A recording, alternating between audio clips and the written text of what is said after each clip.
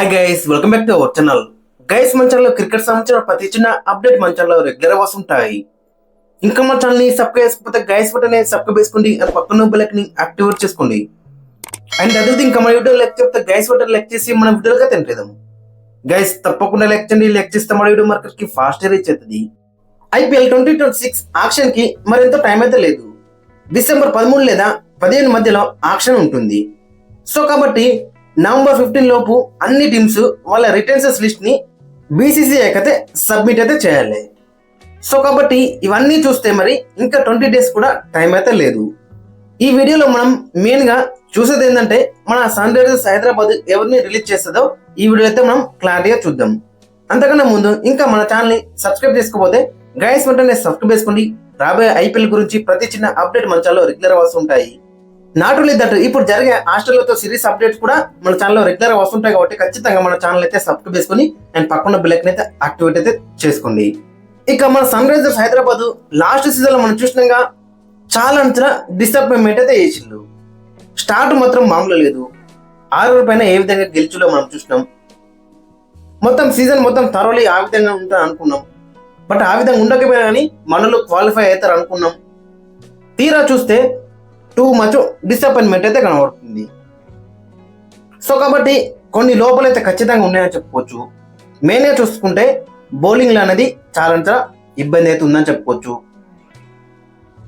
ఇక మన SRH first release చేసే ప్లేయర్ వచ్చేసి ఆడమ్ జంపా అని చెప్పుకోవచ్చు 100%.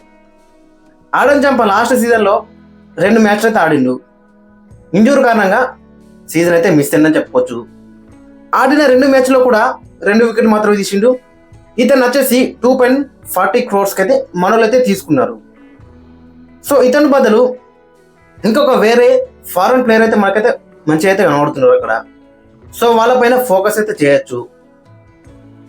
ఇక సెకండ్ ప్లేయర్ వచ్చేసి సచిన్ బేబీ 30 లక్షలకైతే తీసుకున్నారు మనోళ్ళు. ఎందుకంటే గత సీజన్లో డొమెస్టిక్ లో చాలా మంచి పర్ఫార్మెన్స్ తో ఇతనైతే బై చేసిళ్ళు. బట్ ఇతను ఏజ్ చూసుకుంటే అక్కడ ఎంత ఉందంటే దాదాపు 37 దాకా ఉందని చెప్పుకోవచ్చు. ఇతని కన్నా వేరే యంగ్స్టర్ పైన ఖర్చు పెడితే బెటర్ అయితే ఉంటుంది. ఆ యంగ్స్టర్ ని గ్రూమ్ చేస్తే బెటర్ అయితే ఉంటుంది. గత సీజన్ లో కూడా ఒక మ్యాచ్ ఆడడానికి ఛాన్స్ అయితే రాలేదు. ఎందుకంటే అక్కడ మిడిల్ ఆర్డర్ లో ఇతనికి ప్లేస్ లేదు. అక్కడ నితీష్ కుమార్ రెడ్డి ఉన్నాడు, హెన్రిచ్ క్లాస్ ఉన్నాడు, అంకిత్ వర్మ ఉన్నాడు, ఇషాన్ కిషన్ అయితే ఉన్నాడు. సో అక్కడైతే ఇతనికైతే ప్లేస్ అయితే లేదు.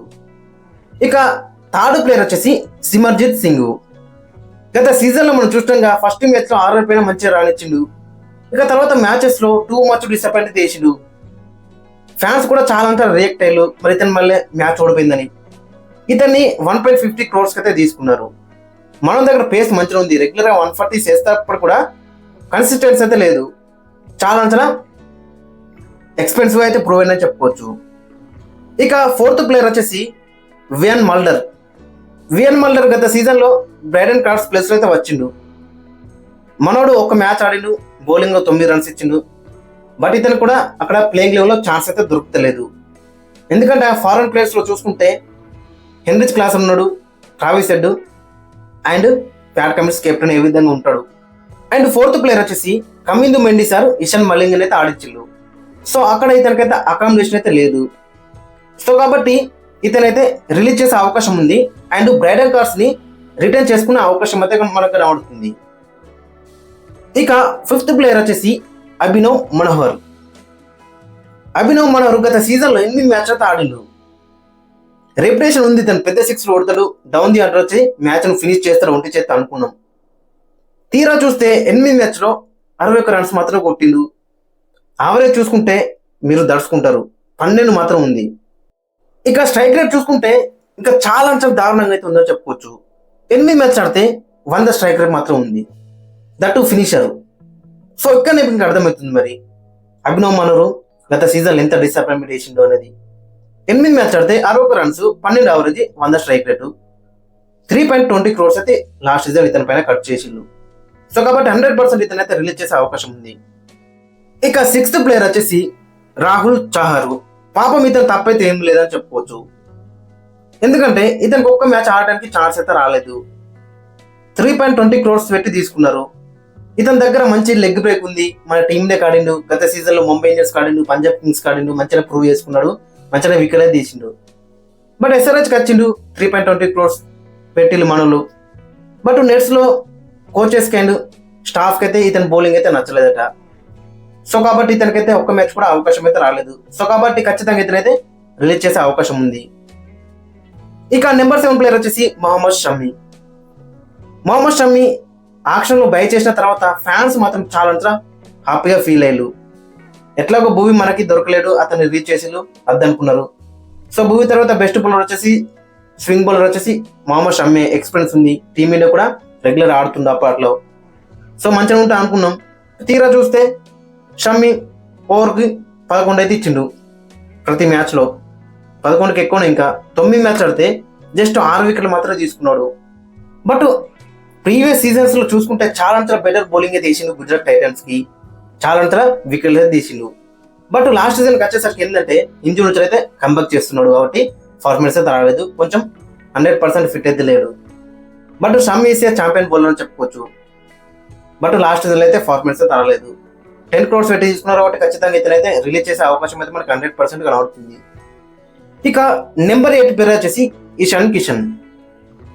ఇషాన్ కిషన్ విషయానికి అయితే మరి రిటర్న్ చేసుకునే అవకాశం ఉంది, రిలీజ్ చేసే అవకాశం ఉంది. 50-50 ఉన్నారని చెప్పుకోవచ్చు.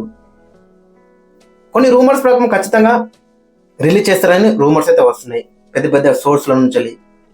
గత సీజన్లో 14 మ్యాచ్లో 354 రన్స్ అయితే స్కోర్ చేసిండు. 106 హైయెస్ట్ స్కోరు, 35 యావరేజ్ ఉంది, 152 స్ట్రైక్ రేట్ ఉంది. ఒక 50 ఒక 100. ఆ 50 కూడా 94 నాట్ అవుట్ ఆర్సీబీ పైన. ఒక 100 ఉంది, ఒక 94 అయితే ఉంది. మంచిగా స్కోర్ చేసిండు. బట్ ఓవరాల్ చూసుకుంటే ఆ 2 మ్యాచ్ మిగతా మ్యాచెస్ లో టూ మచ్ డిసప్పాయింట్ అయితే చేసిండు.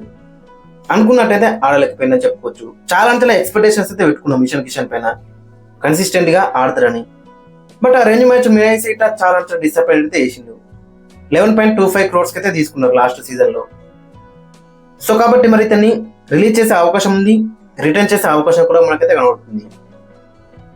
ఇంకా రూమర్స్ ఏంటంటే హెన్రిచ్ క్లాసన్ కూడా రిలీజ్ చేస్తారని అక్కడ రూమర్స్ అయితే వస్తున్నాయి. బట్ హెన్రిచ్ క్లాసన్ ఒకవేళ రిలీజ్ చేసినాకో మళ్ళీ బైబ్యాక్ చేసుడు చాలా కష్టమని చెప్పుకోవచ్చు. ఆల్రెడీ మీరు ప్రీవియస్ సీజన్స్ లోనే చాలా మంచి ప్లేయర్స్ అయితే రిలీజ్ చేసిళ్ళు. లైక్ రషీద్ ఖాన్, భువనేశ్వర్ కుమార్ ఇలాంటి ప్లేయర్స్ ని రిలీజ్ అయితే చేసిండు. సో వాళ్ళు తర్వాత పర్ఫార్మెన్స్ చూసుకుంటే చాలా బెటర్ మనకైతే కనబడ్డది. ఇన్ఫాక్ట్ చెప్పాలంటే భువనేశ్వర్ కుమార్ గత సీజన్ లో కూడా చాలా బెటర్ అయితే బౌలింగ్ చేసిండు ఆర్సీబీకి అయితే. క్లాస్ అని ఎందుకు రిలీజ్ చేస్తారంటే కెమెరన్ గ్రీన్ కోసం మరి క్లాస్ అయితే రిలీజ్ చేసే అవకాశం ఉందని అక్కడ రూమర్స్ అయితే వస్తున్నాయి. అప్పుడు ఇషాన్ కిషన్ ని రిటైన్ చేసుకుంటారు, వికెట్ కీపర్ గా తనైతే ఉంటాడు. అండ్ కెమెరన్ గ్రీన్ కోసం క్లాస్ అయితే రిలీజ్ చేస్తారట. గైస్ మరి మీ ఒపీనియన్ అయితే కింద కామెంట్స్ అయితే మెన్షన్ చేయండి. క్లాస్ అనా లేదా కెమెరన్ గ్రీనా? అండ్ ఎస్ఆర్హెచ్ రిటైన్ చేసే ప్లేయర్స్ ఎవరు, రిలీజ్ చేసే ప్లేయర్స్ ఎవరు కూడా కింద కామెంట్స్ అయితే మెన్షన్ చేయండి.